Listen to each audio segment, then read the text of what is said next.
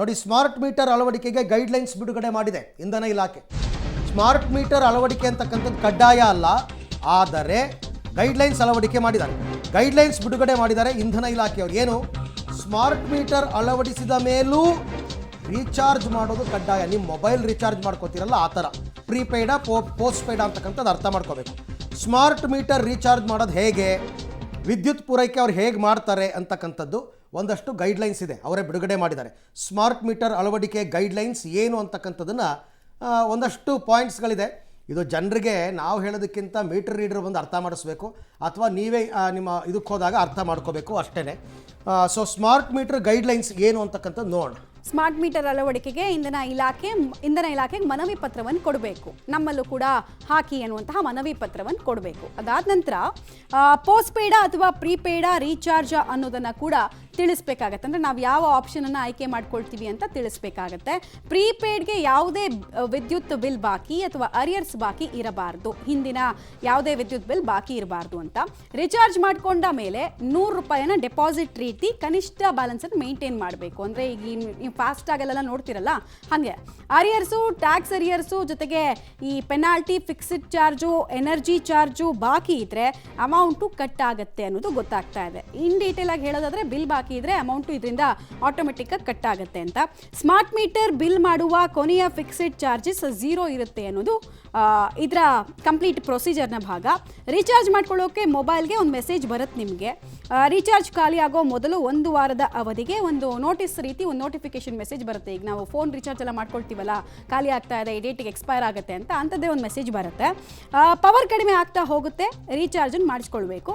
Energy charge ಬರೀ 1 unit ಇದ್ದರೆ, ನಿಮ್ಮ ಮನೆಯ ಅಥವಾ ಮನೆಗೆ ಸಂಬಂಧಪಟ್ಟಂತಹ ಯಾವುದಾದ್ರೂ ಪ್ರಾಪರ್ಟೀಸ್ ಇದ್ದರೆ ಅಲ್ಲಿ ವಿದ್ಯುತ್ ಸಂಪರ್ಕ ಕಟ್ ಆಗುತ್ತೆ.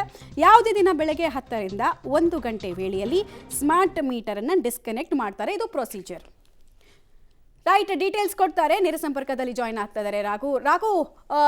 ಒಟ್ಟಿನಲ್ಲಿ ಏನೇ ಪ್ರೊಸೀಜರನ್ನು ಅವ್ರು ಹೇಳುವಂತಹ ಪ್ರಯತ್ನ ಮಾಡಿದ್ರು ಕೂಡ ಪ್ರಶ್ನೆ ಇರೋದು ಸ್ಮಾರ್ಟ್ ಮೀಟರ್ ಅಳವಡಿಕೆಗೆ ಆಲ್ರೆಡಿ ದುಡ್ಡು ಕೊಟ್ಟು ಮತ್ತೆ ಇಲ್ಲಿ ದುಡ್ಡು ಕೊಟ್ಟೋದು ಡಬಲ್ ಸುಲಿಗೆ ಅಲ್ವಾ ಇದು? ಪ್ರೊಸೀಜರ್ ಓಕೆ, ನಮ್ಗೆ ಅರ್ಥ ಆಯಿತು, ಬಟ್ ಈ ಸುಲಿಗೆ ಬಗ್ಗೆ ಏನಾದರೂ ಉತ್ತರ ಕೊಟ್ಟರೆ ಅವರು? ಮಮತಾ, ಬಹಳ ಸ್ಪಷ್ಟವಾಗಿ ನಾವು ಗಮನಿಸಬೇಕಾಗುತ್ತೆ.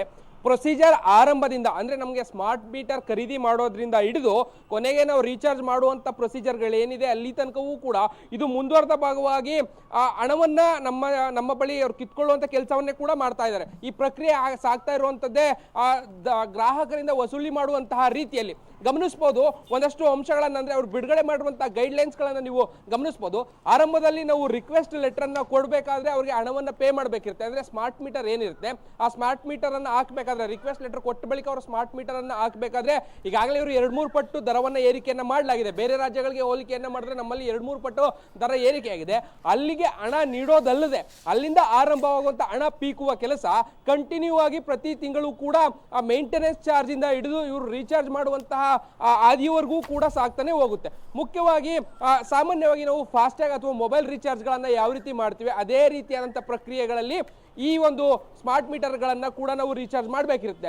ಮುಖ್ಯವಾಗಿ ಸ್ಮಾರ್ಟ್ ಮೀಟರ್ ಏನಿದೆ ಇದು ರೀಚಾರ್ಜ್ ವಿಚಾರದಲ್ಲಿ ಕೆಲವೊಂದಷ್ಟು ಈಗ ನಾವು ಇನ್ ಕೇಸ್ ಮೊಬೈಲ್ ರೀಚಾರ್ಜ್ ಮಾಡಲಿಲ್ಲ ಅಂತ ಹೇಳಿದ್ರೆ ನಮಗೆ ಅದು ಒನ್ ಸೈಡ್ ಆದರೂ ಇರುತ್ತೆ, ಇಲ್ಲಾಂದರೆ ಹಾಗೆ ಅದನ್ನು ಬಿಡುವಂಥ ಚಾನ್ಸ್ ನಮಗೆ ಅವಕಾಶಗಳು ಇರುತ್ತೆ. ಬಟ್ ಆದರೆ ಸ್ಮಾರ್ಟ್ ಮೀಟರ್ ವಿಚಾರದಲ್ಲಿ ಆ ರೀತಿ ಯಾವುದೇ ರೀತಿಯಾದಂಥ ಅವಕಾಶ ಇರೋದಿಲ್ಲ. ಪೋಸ್ಟ್ ಪೇಡ್ ಅಥವಾ ಪ್ರೀಪೇಡ್ 2 ಆಪ್ಷನ್ಸ್ಗಳನ್ನು ನಮಗೆ ಕೊಡಲಾಗಿರುತ್ತೆ.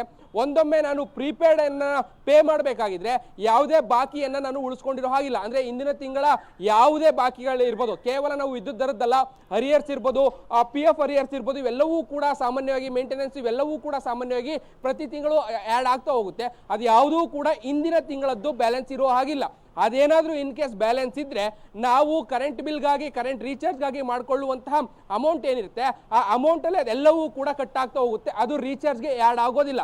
ಸೊ ಇದು ಎಲ್ಲೋ ಒಂದು ಕಡೆ ಗ್ರಾಹಕರ ಮೇಲೆ ಮತ್ತಷ್ಟು ಹೊರೆಯನ್ನು ಬೀಳುವಂತಹ ಕೆಲಸಗಳು ಮಾಡ್ತಾ ಇರುವಂಥದ್ದು. ಮುಖ್ಯವಾಗಿ ಈಗ ಏನಾದರೂ ಆ ರೀತಿ ಆಗಿದ್ರೆ ಒಂದು 3 ತಿಂಗಳು 2 ತಿಂಗಳು 3 ತಿಂಗಳು ಸಮಯಾವಕಾಶವನ್ನು ಕೊಡ್ತಾ ಇದ್ರು. ಬಟ್ ಇನ್ನು ಮುಂದೆ ಆ ರೀತಿ ಯಾವುದೇ ರೀತಿಯಾದಂಥ ಸಮಯಾವಕಾಶ ಇರೋದಿಲ್ಲ.